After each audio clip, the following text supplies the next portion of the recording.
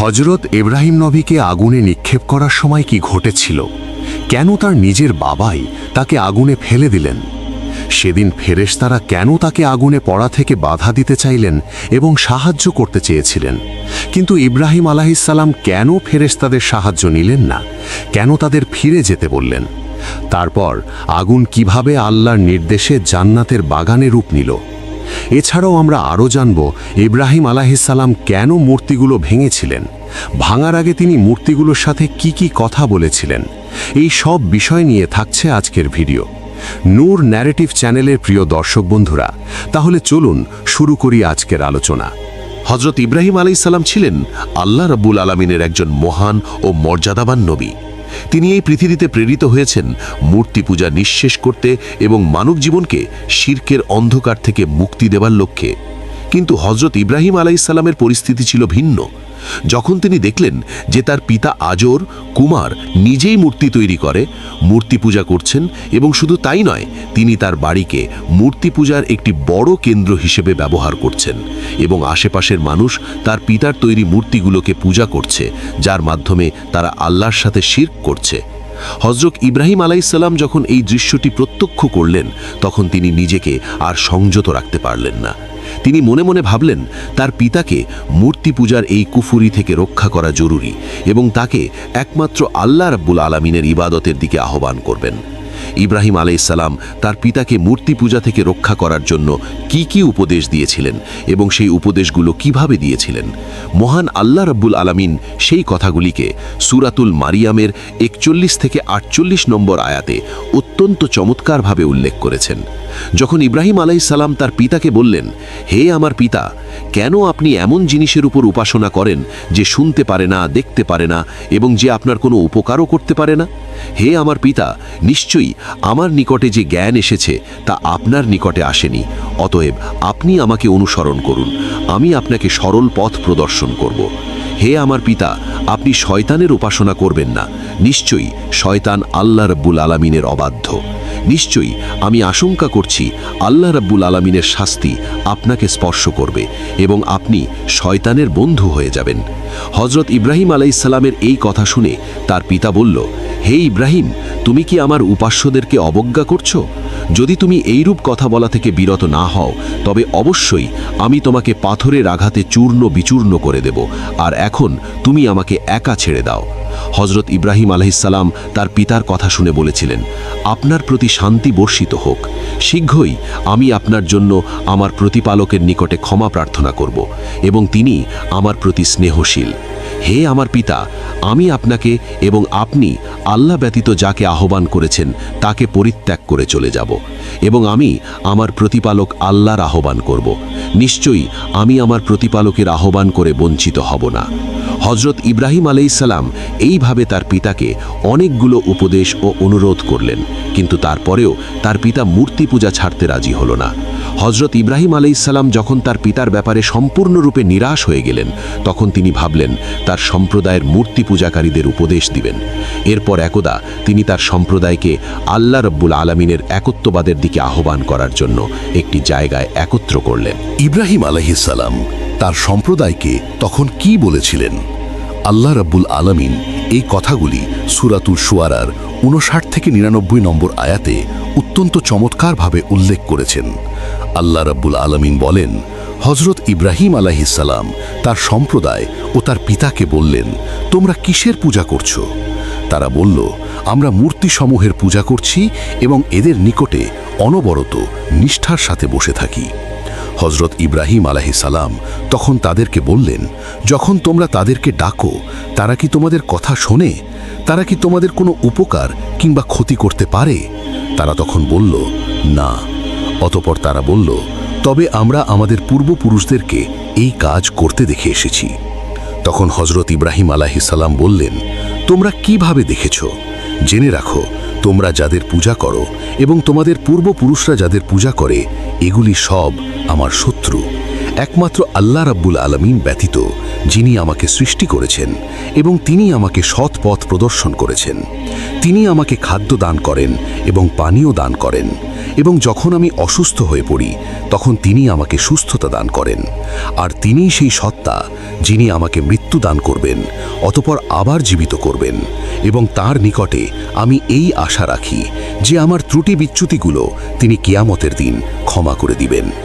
হে আমার প্রতিপালক, আপনি আমাকে প্রজ্ঞা দান করুন এবং আমাকে ধৈর্যশীলদের অন্তর্ভুক্ত করুন, আর পরবর্তী লোকদের মধ্যে আমার কথাবার্তা সত্য রাখুন।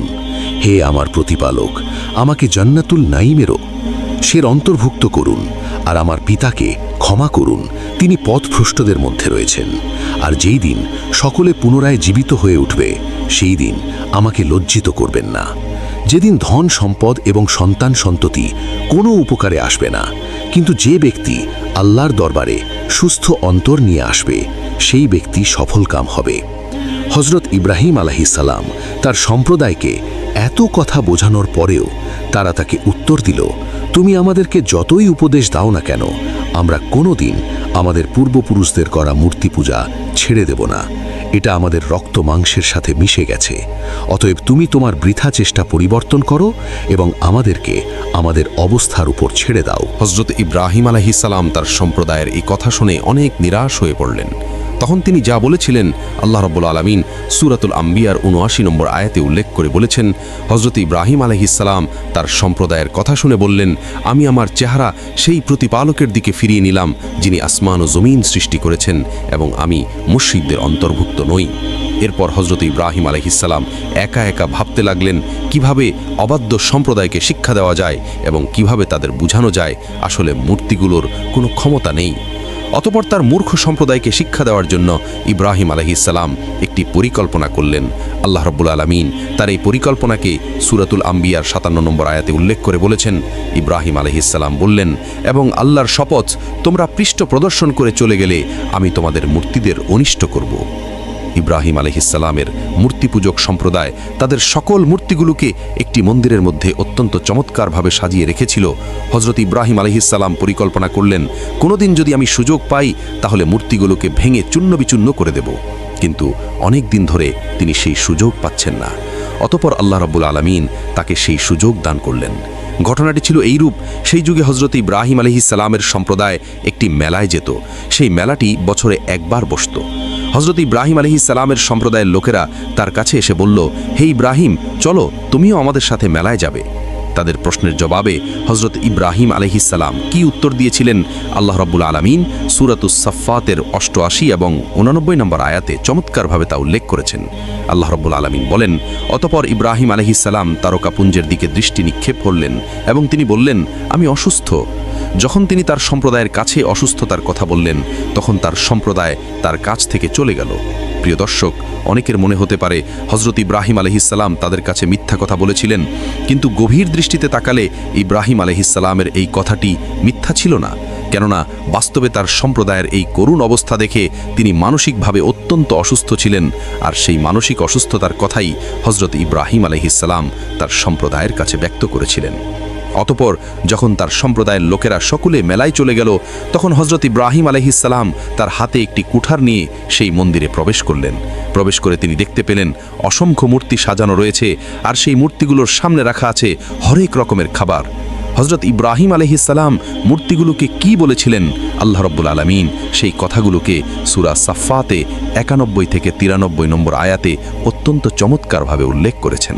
আল্লাহ রাব্বুল আলামিন বলেন, অতঃপর হজরত ইব্রাহিম আলাইহিসসালাম মূর্তিগুলোকে বলল, তোমরা খাচ্ছ না কেন? তোমাদের কি হলো? তোমরা কথা বলছো না কেন? অর্থাৎ আল্লাহ রাব্বুল আলামিন বোঝাতে চেয়েছেন, যখন হজরত ইব্রাহিম আলাইহিসসালাম দেখলেন মূর্তিগুলোর সামনে অনেকগুলো খাবার রাখা আছে, তিনি মূর্তিগুলোকে ব্যঙ্গ করে বললেন, ওহে মূর্তিরা, আমি তো শুনেছি তোমরা নাকি জীবিত মূর্তি। তাহলে তোমাদের সামনে এতগুলো সুন্দর সুন্দর খাবার রাখা আছে, তোমরা এই সুন্দর খাবারগুলো খাচ্ছ না কেন? তোমাদের সামনে রাখা খাবারগুলি খাও, এগুলো তো নষ্ট হয়ে যাচ্ছে। কি হলো, তোমরা নড়াচড়া করছো না কেন? আমি যে এতগুলো কথা তোমাদেরকে বলছি, তোমরা কথাগুলোর উত্তর দিচ্ছ না কেন? হজরত ইব্রাহিম আলাইহিসসালাম ভালো করে জানতেন এই মূর্তিগুলোর কোনো প্রাণ নেই এবং তাদের কথা বলার কোনো ক্ষমতা নেই, কিন্তু তিনি তাদের অসারতা প্রমাণ করার জন্য তাদের সামনে কথাগুলি বলেছিলেন। হজরত ইব্রাহিম আলাইহিসসালাম যখন দেখলেন মূর্তিগুলো খাবার খাচ্ছে না এবং তার কথার কোনো উত্তর দিচ্ছে না, তখন তিনি বললেন, ও আচ্ছা, তাহলে তোমরা আমার কথার কোনো উত্তর দিবে না? তবে এবার জেনে রেখো, আমি তোমাদের সকলকে চূর্ণ বিচূর্ণ করে দেব। আর আমি শুনেছি তোমরা নাকি মানুষকে বিপদ আপদ থেকে রক্ষা করো, কিন্তু হে মূর্তিগুলি, তোমরা জেনে রাখো কিছুক্ষণের মধ্যেই তোমাদের ওপর নেমে আসবে এক মহা বিপদ। তোমাদের যদি ক্ষমতা থাকে তাহলে আমার হাত থেকে নিজেদেরকে রক্ষা করে দেখাও। অতঃপর হযরত ইব্রাহিম আলাইহিসসালাম সকল মূর্তিগুলোকে ভেঙে চূর্ণ বিচূর্ণ করে দিলেন। এরপর তিনি তার হাতের কুঠারটিকে বড় মূর্তিটির ঘাড়ে লটকিয়ে রাখলেন। অতঃপর তিনি সেই মূর্তি ঘর থেকে বিদায় গ্রহণ করলেন। আল্লাহ রাব্বুল আলামিন হযরত ইব্রাহিম আলাইহিসসালামের এই ঘটনাটি সূরাতুল আম্বিয়ার 58 নম্বর আয়াতে উল্লেখ করে বলেছেন, অতঃপর তিনি মূর্তিগুলোকে চূর্ণ বিচূর্ণ করে দিলেন, তবে বড় মূর্তিটিকে ছাড়া, যাতে তার সম্প্রদায়ের লোকেরা তার কাছে প্রত্যাবর্তন করতে পারে। ইব্রাহিম আলাইহিসসালামের সম্প্রদায়ের লোকেরা যখন মেলা থেকে ফিরে এসে তাদের মূর্তিঘরে প্রবেশ করল, তখন তারা তাদের মূর্তিগুলোর অবস্থা দেখে হতবাক হয়ে গেল। রাগে তারা কি করবে ভেবে পাচ্ছিল না। হযরত ইব্রাহিম আলাইহিসসালামের সম্প্রদায়ের তখনকার অবস্থা আল্লাহ রাব্বুল আলামিন সূরাতুল আম্বিয়ার 59 থেকে 60 নম্বর আয়াতে অত্যন্ত চমৎকারভাবে উল্লেখ করেছেন। আল্লাহ রাব্বুল আলামিন বলেন, মূর্তিগুলোর অবস্থা দেখে তারা বলল, আমাদের মূর্তিগুলোর প্রতি এরূপ ব্যবহার কি করল? নিশ্চয়ই সে অত্যাচারীদের অন্তর্ভুক্ত। তখন কতিপয় লোক বলল, আমরা একজনকে তাদের ব্যাপারে বিরূপ মন্তব্য করতে শুনেছি, আর তাকে ইব্রাহিম বলা হয়ে থাকে। তখন তারা বলল, অতএব তাকে জনসম্মুখে উপস্থিত করা হোক, যেন তারা সাক্ষ্য প্রদান করতে পারে। এরপর হযরত ইব্রাহিম আলাইহিসসালামকে সেখানে ডেকে নিয়ে আসা হলো। ইব্রাহিম আলাইহিসসালাম তাদের কাছে আসার পর তারা তাকে জিজ্ঞেস করল, হে ইব্রাহিম, তুমি কি আমাদের ইলাহদের সাথে এরূপ আচরণ করেছ? তখন হযরত ইব্রাহিম আলাইহিসসালাম বললেন, এটা তাদের বড় মূর্তিটা করেছে। তোমরা তার কাছে জিজ্ঞেস করে দেখো, যদি সে কথা বলতে পারে। হযরত ইব্রাহিম আলাইহিসসালামের এই কথা শুনে তার সম্প্রদায়ের লোকেরা একেবারে লাঞ্ছিত হয়ে গেল। তখন তারা তাদের মাথা নিচু করে বলল, হে ইব্রাহিম, তুমি ভালো করেই জানো যে এরা কথা বলতে পারে না। তখন হযরত ইব্রাহিম আলাইহিসসালাম বললেন, তবে কি তোমরা আল্লাহর পরিবর্তে এগুলোর উপাসনা করছো, যারা তোমাদের কোনো লাভ ক্ষতি সাধন করতে সক্ষমতা রাখে না? এবং আল্লাহর পরিবর্তে তোমরা যাদের উপাসনা করছো তাদেরকেও? তবে কি তোমরা উপলব্ধি করছো না? কিন্তু আল্লাহ রাব্বুল আলামিন হযরত ইব্রাহিম আলাইহিসসালামের সম্প্রদায়ের ভাগ্যে হেদায়েত লিখে রাখেননি। তাদেরকে এত করে উপদেশ দেওয়ার পরেও এবং চাক্ষুষ প্রমাণ দেখানোর পরেও তারা হেদায়েতের পথে ফিরে আসলো না, বরং তারা হযরত ইব্রাহিম আলাইহিসসালামের ব্যাপারে উল্টো অ্যাকশন নেয়ার চিন্তা ভাবনা করতে লাগলো। তাই তারা মূর্তি ভাঙার এই ব্যাপারটি নমরুদের কাছ পর্যন্ত পৌঁছে দিল। তারা নমরুদের কাছে গিয়ে বলল, হুজুর, আপনি একটি ঘটনা জেনে অবাক হয়ে যাবেন। আমাদের সম্প্রদায়ের একজন যুবক, তার নাম ইব্রাহিম, সে আপনার খোদায়ত্ব অস্বীকার করে এবং আমাদের গুলির সাথে এমন আচরণ করেছে যা শুনলে আপনার রক্ত গরম হয়ে যাবে। আমাদের মন্দিরে রক্ষিত সকল মূর্তিগুলোকে সে ভেঙে চূর্ণ বিচূর্ণ করে দিয়েছে। অতএব আপনি এর একটি ব্যবস্থা গ্রহণ করুন। নমরুদ যখন তাদের কাছ থেকে এই সংবাদটি জানতে পারল, তখন নমরুদ হুকুম দিল, তোমরা ইব্রাহিমকে আমার সামনে উপস্থিত করো। অতঃপর হযরত ইব্রাহিম আলাইহিসসালামকে নমরুদের সামনে উপস্থিত করা হলো। যখন হযরত ইব্রাহিম আলাইহিসসালাম নমরুদের সামনে এসে দাঁড়ালো, তখন নমরুদ তাকে প্রশ্ন করল, হে যুবক, আমি শুনেছি তুমি নাকি আমাকে খোদা বলে স্বীকার করো না, এবং আমি আরও শুনেছি তুমি নাকি আমাদের মূর্তিদের সাথে অত্যন্ত অসভ্য আচরণ করেছ। আমি কি জানতে পারি তোমার এই ব্যবহারের কারণ কি, এবং তুমি কেন আমাকে খোদা বলে স্বীকার করো না? তখন হযরত ইব্রাহিম আলাইহিসসালাম উত্তর দিলেন, আমি তোমার মতো একজন সৃষ্টিকে খোদা বলে কোনোদিন স্বীকার করতে পারি না। আর তুমি যে পাথরের মূর্তিগুলোর কথা বলছো, আমি তাদেরকেও মাবুদ রূপে স্বীকার করতে পারি না, কেননা তাদের কোনো ক্ষমতা নেই। এই ব্যাপারটি প্রমাণ করার জন্য আমি তোমাদের মূর্তিগুলোকে ভেঙেছিলাম। আমার খোদা একমাত্র এই বিশ্ব চরাচরের সৃষ্টিকর্তা, যিনি তামাম মাখলুকের সৃষ্টিকর্তা, যিনি আসমান, জমিন, গ্রহ, তারা, চন্দ্র, নক্ষত্র সব কিছু সৃষ্টি করেছেন, এবং তিনি সৃষ্টি করেছেন তোমাকে আর আমাকে। যিনি কোনো পিতামাতার থেকে জন্মগ্রহণ করেননি এবং তিনি কাউকে জন্মদান করেননি। আর তুমি তো পিতামাতার থেকে জন্মগ্রহণ করেছ এবং তুমিও সন্তান জন্মদান করেছ। তুমি খাবার গ্রহণ করো, তুমি পানাহার করো, তোমার নিদ্রা ও বিশ্রামের দরকার হয়। কিন্তু যিনি আমার প্রতিপালক, তিনি কোনোদিন খাবার গ্রহণ করেন না, তিনি পানাহার করেন না, এবং তার নিদ্রা ও বিশ্রামের দরকার হয় না। হযরত ইব্রাহিম আলাইহিসসালামের এই নির্ভীক চিত্তে কথাগুলো শুনে নমরুদের দরবারের সকলেই বিস্ময়ে হতবাক হয়ে গেল। অতঃপর নমরুদ বলল, আমি ছাড়া যদি তোমাদের অন্য কোনো ইলাহ থাকে, তাহলে তুমি তার এমন কিছু গুণাবলী বর্ণনা করো যেগুলি আমার মাঝে নেই। নমরুদের এই কথা শুনে হযরত ইব্রাহিম আলাইহিসসালাম কি উত্তর দিয়েছিলেন, এই কথাগুলো আল্লাহ রাব্বুল আলামিন সূরাতুল বাকারার 258 নম্বর আয়াতে অত্যন্ত চমৎকারভাবে বর্ণনা করেছেন। হযরত ইব্রাহিম আলাইহিসসালাম তখন বলেছিলেন, তিনি আমার প্রতিপালক, যিনি জীবন এবং মৃত্যু দান করেন। ইব্রাহিম আলাইহিসসালামের এই কথা শুনে নমরুদ বলল, আমিও তো জীবন দান করতে পারি এবং মৃত্যু দান করতে পারি। এই বলে নমরুদ তার একজন নিরপরাধ প্রজাকে ধরে আনতে বলল। অতঃপর সে জল্লাদকে হুকুম দিল, তুমি এই লোকটির গর্দান উড়িয়ে দাও। নমরুদের হুকুমে জল্লাদ সাথে সাথে লোকটির গর্দান উড়িয়ে সেখানে তার প্রাণ সংহার করে ফেলল। এরপর নমরুদ তার কারাগার থেকে একজন ফাঁসির আসামিকে ডেকে নিয়ে আসলো। এরপর তাকে বলল, যাও, তোমাকে আমি মুক্ত করে দিলাম, তুমি আজ থেকে মুক্ত ও স্বাধীন। এই কাজ করার পর নমরুদ হযরত ইব্রাহিম আলাইহিসসালামকে বলল, দেখলে তো ইব্রাহিম, আমি চাইলে কাউকে জীবন দান করতে পারি আর চাইলে কাউকে মৃত্যু দান করতে পারি। অতঃপর নমরুদ বলল, তোমার সেই প্রভুর থেকে আমি কোন দিক থেকে পিছিয়ে, বলো হে ইব্রাহিম। নমরুদের এই কর্মকাণ্ড দেখে হযরত ইব্রাহিম আলাইহিসসালাম বুঝতে পারলেন, এই ব্যক্তির চেয়ে নির্বোধ ও মূর্খ এই পৃথিবীর জমিনে আর কেউ নেই। প্রকৃতপক্ষে সে বুঝতে পারেনি জীবন এবং মৃত্যুর হাকিকত কি।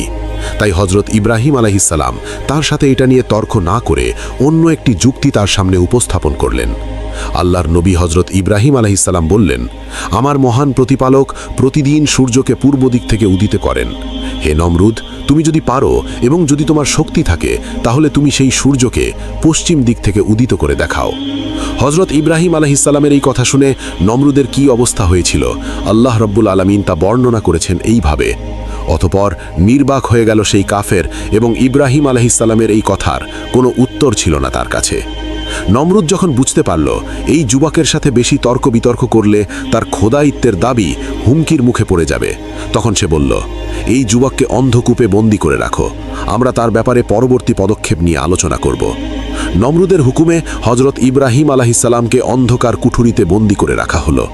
এরপর নমরুদ তার সভাসদদের সাথে পরামর্শ করতে লাগল, ইব্রাহিম আলাইহিসসালামের ব্যাপারে কি করা যায়, কিভাবে তাকে একটি দৃষ্টান্তমূলক শাস্তি দেয়া যায়।